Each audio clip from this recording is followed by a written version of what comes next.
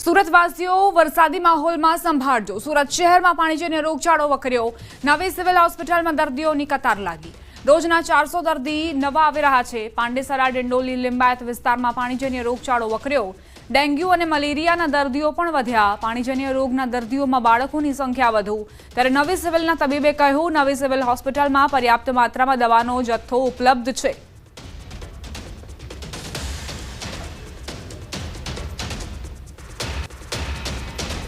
વરસાદની શરૂઆત થતાની સાથે જ પાણીજન્ય રોગચાળો સુરતમાં ભાજા મૂકતો હોય છે। ખાસ કરીને સુરતનો સ્ટ્રોંગ વિસ્તાર છે ઉધના વિસ્તાર, લિંબાયત વિસ્તાર, ડિંડોલી વિસ્તાર, સચિન, કડોદરા, પલસાણા, આ તમામ વિસ્તારોમાં જે રીતે પાણીજન્ય રોગચાળો ફાટી નીકળ્યો છે, જેને લઈને બાળકોમાં રોગની સંખ્યા વધારે જોવા મળી રહી છે। સતત સુરત સિવિલ હોસ્પિટલ હોય કે સ્મીમેર હોસ્પિટલ હોય, તમામ જગ્યા પર દર્દીઓનો ધસારો જોવા મળી રહ્યો છે। સૌથી વધારે ઝાડા, ઉલટી, તાવ, મેલેરિયા, ગેસ્ટ્રો, ટાઇફોઇડ જેવા રોગો બાળકોમાં જોવા મળી રહ્યા છે। ત્યારે કહી શકાય કે સિવિલની ઓપીડીમાં દર્દીઓની સંખ્યા વધી રહી છે। બીજી બાજુ દાખલ થવાની સંખ્યા વધી રહી છે। આપણી સાથે પીડિયાટ્રિક વિભાગના હેડ છે, આપણે સીધા એમની સાથે વાત કરીશું।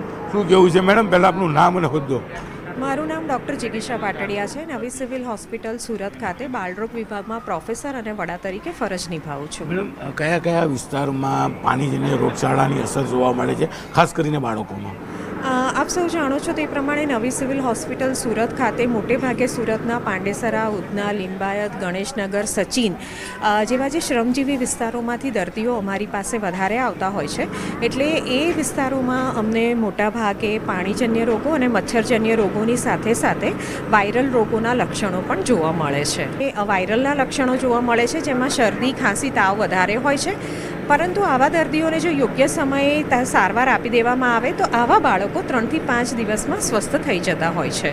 બિલકુલ, આ મેડિસિન અને પીડિયાટ્રિક વિભાગના વડા તેમણે સીધું કીધું છે કે જે દરરોજની ઓપીડી જેમાં 50% દર્દીઓ નવા આવી રહ્યા છે, એટલે કે પાણીજન્ય રોગને લઈને સ્લમ વિસ્તારોમાં રોગચાળો બેકાબૂ બન્યો છે અને એમાં પણ આ રોગચાળો બાળકોમાં જોવા મળી રહ્યો છે। કેમેરામેન જીગર ગુગલ સાથે કીર્તેશ પટેલ, ન્યૂઝ 18 ગુજરાતી, સુરત। સુરત અને રાજસ્થાનના જોધપુરમાં દુષ્કર્મ કેસના દોષિત અને આજીવન કેદની સજા ભોગવી રહેલા 86 વર્ષીય આસારામને અમદાવાદ સિવિલના ટ્રોમા સેન્ટર લવાયો। ટ્રોમા સેન્ટર પર ખાનગી સિક્યોરિટી ગાર્ડનો ખડકલો કરવામાં આવ્યો। આસારામની ગાડી રોંગ સાઈડમાં ટ્રોમા સેન્ટર લવાઈ। મેડિકલ ચેકઅપ માટે સિવિલ હોસ્પિટલ લાવવામાં આવ્યો હતો આસારામને। ઓપીડીમાં મેડિકલ ચકાસણી કરવામાં આવી હતી। આસારામ હાલ જામીન પર છે। જામીન માટે રાજસ્થાન હાઈકોર્ટે આરોગ્ય તપાસના આદેશ આપ્યા હતા।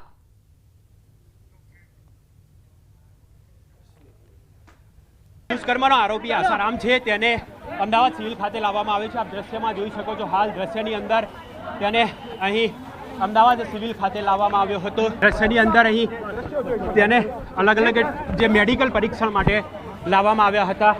નામદાર કોર્ટ દ્વારા તેના 21મી ઓગસ્ટ સુધીના જે જામીન છે તે મંજૂર કરવામાં આવ્યા છે અને હાલ જોઈ શકાય છે અમદાવાદ સિવિલ હોસ્પિટલથી તેને લઈ જવામાં આવે છે।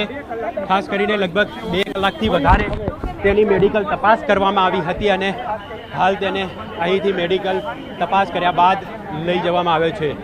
ખાસ કરીને વાત કરીએ તો જે પ્રકારે ના તંદુરસ્ત તબિયત અને ઉંમર જોતાં તેના જે જામીન છે તે 21મી ઓગસ્ટ સુધી લંબાવવામાં આવ્યા છે અને હાલ તેને અહીંથી લઈ જવામાં આવ્યો છે। કેમેરામેન પ્રકાશ દેસાઈ સાથે ઋત્વિજ સોની, ન્યૂઝ 18 ગુજરાતી, અમદાવાદ। બજારમાં ખાદ્ય ચીજ વસ્તુઓ લો તો ચેક જરૂર કરી લેજો। અમદાવાદમાં ફરી એકવાર ખાદ્ય વસ્તુમાંથી જીવાત નીકળી। મસાલા ઢોસાના સંભારમાંથી મરેલો વંદો નીકળ્યો। નિકોલ વિસ્તારમાં આવેલી ખાઉધરા પોઈન્ટમાં આ બનાવ બન્યો હોવાનો દાવો કરાયો છે। એક ગ્રાહકે એએમસી ફૂડ વિભાગને ફરિયાદ કરી। ગ્રાહકે વિડીયો બનાવી સોશિયલ મીડિયામાં વાયરલ કર્યો।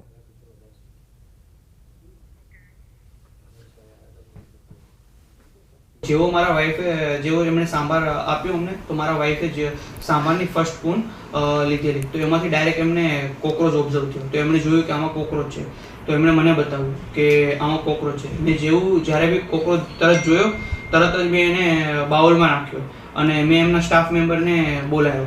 તો એમના સ્ટાફ મેમ્બરને ખબર પડી ગઈ કે આમના ફૂડમાં કંઈક નીકળ્યું છે, તો એમણે મને ઇગ્નોર કરવાનું સ્ટાર્ટ કરી દીધું સ્ટાફ મેમ્બરે। તો પછી મેં વધારે જોરથી બોલ્યો કે ભાઈ આમાં ખાવામાં કોકરોચ નીકળ્યો છે. તો એમના સ્ટાફ મેમ્બર આવ્યા મારી પાસે, અને મારી પાસે જે સ્પૂન હતી અને જે બાઉલમાં મેં કોકરોચ નાખેલો એ મારી પાસેથી એમણે લેવાની ટ્રાય કરી. મહિલાઓ માટે આ ખાસ સમાચાર. રેસ્ટોરન્ટમાં શૌચાલયનો ઉપયોગ કરો તો ચેક જરૂર કરી લેજો. મહિલાઓની સુરક્ષા સામે સવાલ ઉઠાવતો કિસ્સો સામે આવ્યો છે. રેસ્ટોરન્ટમાં મહિલા વોશરૂમમાંથી મોબાઈલ નીકળ્યો. સુરતના પીપલોદની કે ચારકોલ રેસ્ટોરન્ટમાં બનાવ બન્યો. સફાઈ કર્મીએ મહિલા વોશરૂમમાં મોબાઈલ સંતાડ્યો હતો. રેસ્ટોરન્ટમાં આવેલી મહિલાનું ધ્યાન પડતા હોબાળો થયો. લોકોના હોબાળા બાદ પોલીસે એક્શનમાં આવીને કામગીરી કરી. સુરેન્દ્ર રાણા નામના વ્યક્તિની પોલીસે અટકાયત કરી. આરોપી સુરેન્દ્ર પાસેથી 2 મોબાઈલ મળ્યા છે. સિમ વગરના મોબાઈલને વોશરૂમમાં સંતાડ્યો હતો. આરોપીના મોબાઈલમાંથી 5 વિડીયો મળ્યા. આરોપીના ઘરેથી સ્પાય કેમેરાનો ભાગ પણ મળ્યો છે. પોલીસે રેસ્ટોરન્ટના અન્ય સ્ટાફની પણ તપાસ કરી. રેસ્ટોરન્ટના સ્ટાફના મોબાઈલની તપાસ કરાઈ છે. અન્ય પાસેથી પણ વિડીયો મળશે તો તેમની સામે પણ પગલાં લેવાશે. वहाँ पे कल एक बहन वॉशरूम यूज करने गए तो वॉशरूम में ऊपर वेंटिलेशन की जो जाली होती है उस जाली में उन्हें कोई कैमरे जैसी चीज़ दिखाई दी. तो उन्होंने कमोड की सीट के ऊपर चढ़ के देखा तो वहाँ पे एक मोबाइल फ़ोन जिसका वीडियो रिकॉर्डिंग चालू था ये उन बहन को मिला. तो उन्होंने तुरंत आके रेस्टोरेंट के मैनेजमेंट के साथ में बात की, उनको बताया कि इस तरह की ये है. इसने ये मोबाइल फ़ोन है जो वहाँ पे रखा था और 2 मोबाइल इसके पास से बरामद हुए. एक मोबाइल फ़ोन जिसमें सिम कार्ड नहीं है वो मोबाइल फ़ोन वॉशरूम में ऊपर रखा हुआ था. दूसरा मोबाइल फ़ोन है जिसमें बाद में ये डाटा को ट्रांसफ़र कर लेता था. तो आरंभिक इसके दोनों फ़ोन इसकी सहमति से फ़ोन ओपन करके चेक किया गया तो उसमें ऐसे 5 वीडियो मिले हैं जो अलग अलग डेट के बने हुए हैं. और एक इसके घर से हमने तपास किया तो स्पाई कैम जो होता है उसका आधा पार्ट मिला है, उसका बॉक्स मिला है, जो नीचे का पार्ट है वो मिला है बट कैमरे वाला पार्ट नहीं मिला है. उसके संबंध में हम अभी से पूछताछ कर रहे हैं. और उस रेस्टोरेंट में 50 जितने मेल मेंबर काम करते हैं जिनमें से टोटल स्टाफ 50 का है, उनमें से 40 जितने मेल मेंबर हैं. तो उन सबको 40 को रात को बुलाया गया. सबके मोबाइल हैं वो उनकी सहमति के साथ में चेक किए गए. कुछ लोगों पे हमें थोड़ा डाउट है तो उन लोगों के मोबाइल फ़ोन हम फॉरेंसिक में भेज रहे हैं. अगर किसी भी तरह का इन वीडियोज़ का अगर किसी दूसरे के फ़ोन में व्हाट्सएप के थ्रू किसी और मोड से ब्लूटूथ के द्वारा शेयरिंग के द्वारा अगर ट्रांसफ़र हुआ है तो उन लोगों के खिलाफ भी सख्त कार्यवाही की जाएगी. સુરતના ડુમસ રોડ પર આવેલી કે ચારકોલ નામની આ હોટલ છે. આ હોટલને બંધ કરી દેવામાં આવી છે. તેની પાછળનું કારણ છે કે સુરતી લાલાઓ રવિવારે પરિવાર સાથે બહાર ફરવા નીકળતા હોય છે અને ત્યારબાદ હોટલમાં જમતા હોય છે. ત્યારે આ જ પ્રકારે એક પરિવાર હોટલમાં જમવા પહોંચ્યું હતું અને પરિવારની મહિલા જ્યારે મહિલા વોશરૂમમાં ગઈ ત્યારે વેન્ટિલેશનમાં એક મોબાઈલ જોવામાં આવ્યો હતો. તેને તાત્કાલિક આ મામલે હોબાળો મચાવ્યો હતો. હોટલ સ્ટાફ અને મેનેજરને બોલાવી સમગ્ર ઘટનાની જાણ કરી હતી. જોકે ઘટનાની ગંભીરતા દેખતા મહિલાએ તાત્કાલિક ઉમરા પોલીસનો સંપર્ક કર્યો હતો. સમગ્ર મામલો ઉમરા પોલીસ મથકે પહોંચ્યો છે અને આ મહિલા દ્વારા પોલીસ ફરિયાદ કરવામાં આવી છે. જોકે જે પ્રકારે મહિલાના વોશરૂમમાં મોબાઈલ મળી આવ્યો છે તેને લઈને મહિલાની પ્રાઇવેસી અને સુરક્ષાને લઈને સુરતમાં મોટા સવાલ ઊભા થયા છે. જોકે હાલ આ હોટલને તાળું મારી દેવામાં આવ્યું છે પણ જે પ્રકારે આ મહિલાએ ફરિયાદ કરી છે, જે પ્રકારે મોબાઈલના વિડીયો સામે આવ્યા છે જેને લઈને પોલીસે આ મામલે ગુનો દાખલ કરી તપાસ શરૂ કરી છે. જોકે પોલીસની તપાસમાં સામે શું આવે છે તે જોવાનું રહ્યું પણ ચોક્કસ મહિલાના વોશરૂમમાંથી મોબાઈલ મળવો ખૂબ જ ગંભીર ઘટના છે જેને લઈને મહિલાની સુરક્ષા અને પ્રાઇવેસીને લઈને સુરતમાં મોટા સવાલ ઊભા થયા છે. કેમેરામેન જીગર ગુગલ સાથે કીર્તેશ પટેલ, ન્યૂઝ 18 ગુજરાતી, સુરત. લંપી વાયરસના સંભવિત ખતરાને ધ્યાને રાખી જૂનાગઢ વહીવટીતંત્ર સજ્જ બન્યું છે. કલેક્ટર અને જિલ્લા વિકાસ અધિકારીના માર્ગદર્શન હેઠળ 18 જેટલી ટીમ બનાવી જિલ્લાના દરેક ગામમાં સર્વે અને વેક્સિનેશનની કામગીરી શરૂ કરાઈ. હાલ જૂનાગઢમાં લંપી વાયરસનો એક પણ કેસ નથી નોંધાયો, પરંતુ તકેદારીના ભાગરૂપે આ કામગીરી વેગવંતી બનાવવામાં આવી છે. અત્યાર સુધીમાં 5400 જેટલા પશુઓનું રસીકરણ કરવામાં આવ્યું છે. જિલ્લામાં કુલ 1,60,000 જેટલું પશુધન છે, જેમાંથી અંદાજે 25,000 પશુઓના રસીકરણનો લક્ષ્યાંક રાખવામાં આવ્યો છે.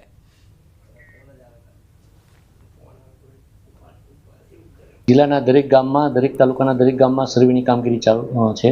આજ સુધીમાં એક પણ લંપીનો કેસ જૂનાગઢ જિલ્લામાં નોંધાયેલો નથી.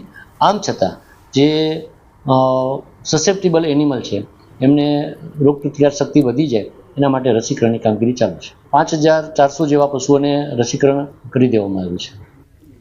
પીએમ મોદી આગામી સપ્તાહમાં 2 દિવસ ગુજરાતના પ્રવાસે 25 અને 26 ઓગસ્ટે ગુજરાત પ્રવાસે પ્રધાનમંત્રી મોદી આવવાના છે. 25 ઓગસ્ટના રોજ પીએમ મોદી અમદાવાદમાં જનસભા યોજશે.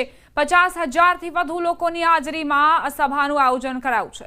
નિકોલમાં જનસભા યોજવામાં આવશે. પીએમ મોદીના આગમન પૂર્વે તૈયારીઓ પૂરજોશમાં ચાલી રહી છે. નિકોલમાં 3 જેટલા જર્મન ડોમ બનાવવાની કામગીરી ચાલી રહી છે.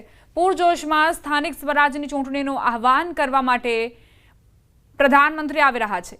નિકોલમાં આ સભા દ્વારા સ્થાનિક સ્વરાજની ચૂંટણીનું આહ્વાન થાય તેવા એંધાણ 50 મીટર પહોળા અને 150 મીટર લંબાઈવાળા 3 જર્મન ડોમ નિર્માણ પામશે.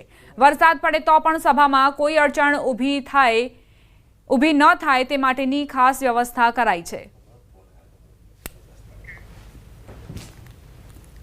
પ્રધાનમંત્રી નરેન્દ્ર મોદી ગુજરાત પ્રવાસે આવી રહ્યા છે. ગુજરાત પ્રવાસ દરમિયાન તેઓ 3 જગ્યાની વિઝિટ કરવાના છે. જે અંતર્ગતની વાત કરીએ તો તેઓ અમદાવાદમાં પણ એક સભાને સંબોધિત કરવાના છે. ઠીક મારી પાછળ અમદાવાદના નિકોલ વિસ્તારની અંદર એક સભાને સંબોધિત કરવાના છે ને ત્યાં ડોમ બનાવવાની કામગીરી જે છે તે પૂરજોશમાં ચાલી રહી છે. મહત્વનું એ છે કે 50,000 લોકો બેસી શકે તેવી કેપેસિટીનો ડોમ જે છે તે તૈયાર કરવાની કામગીરી જે છે તે ચાલી રહી છે. મહત્વનું એ છે કે આ પ્રકારના 5 ડોમ જે છે તે અહીંયા ઊભા કરવામાં આવશે. જર્મન ડોમ જે છે તે બનાવવામાં આવશે.